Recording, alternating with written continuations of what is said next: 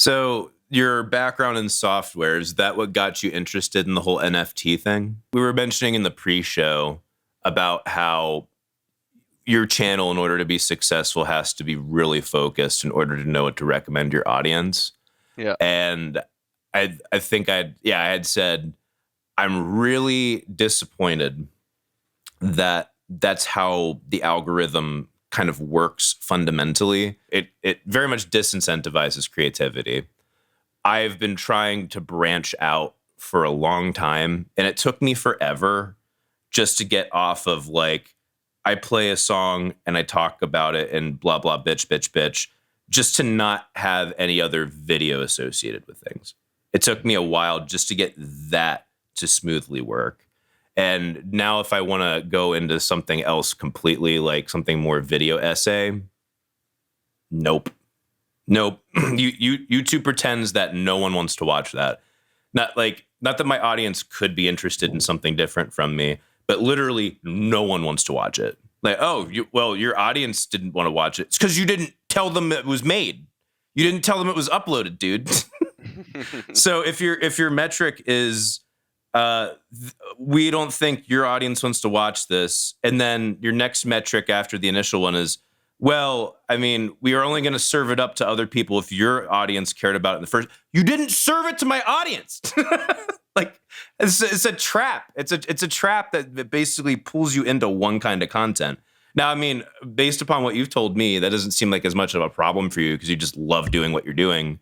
But like, I'm trying to grow into different spaces and different types of videos and shit. Definitely has been a problem for me in the past. I mean, for my first couple of years on YouTube, I was uploading like a big variety of stuff, and like my growth was all over the place, and like my views were all over the place. Like one video would get like 100k, another one would get like 5k. You know, it was just fucking all over the shop. And I sort of like gradually narrowed it down to just sort of doing memes and skits with like a bit of guitar playing here and there, and that sort of seems to work. But like you said, like it definitely does discourage experimentation.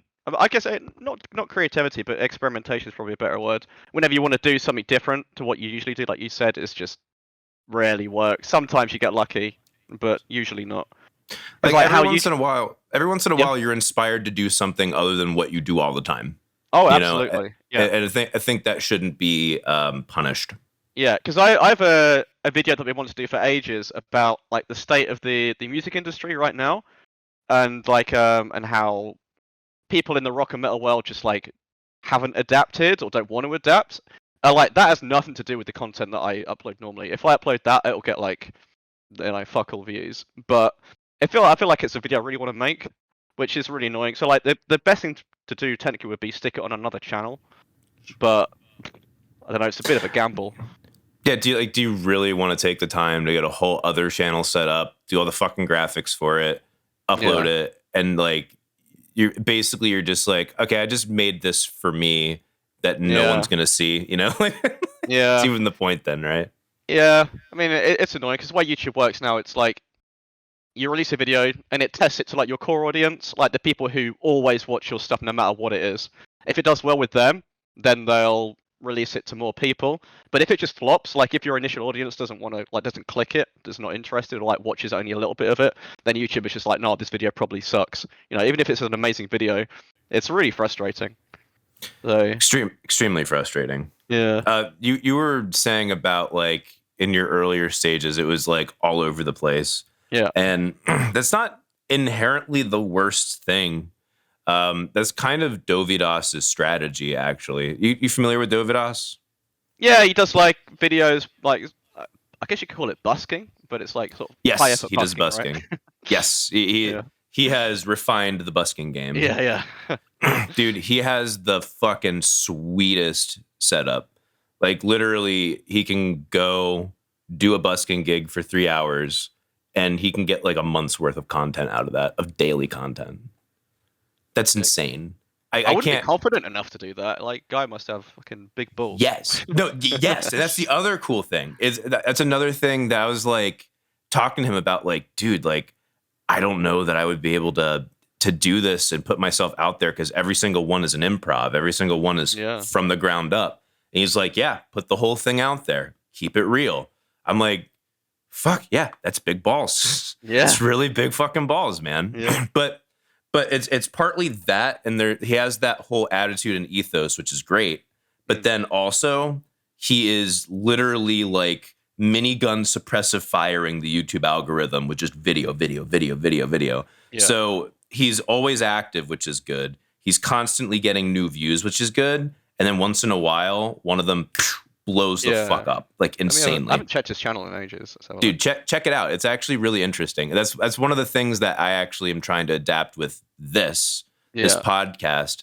Get the longer form up front, try and get some clips out, figure out how the fuck to clickbait them, because that's my least.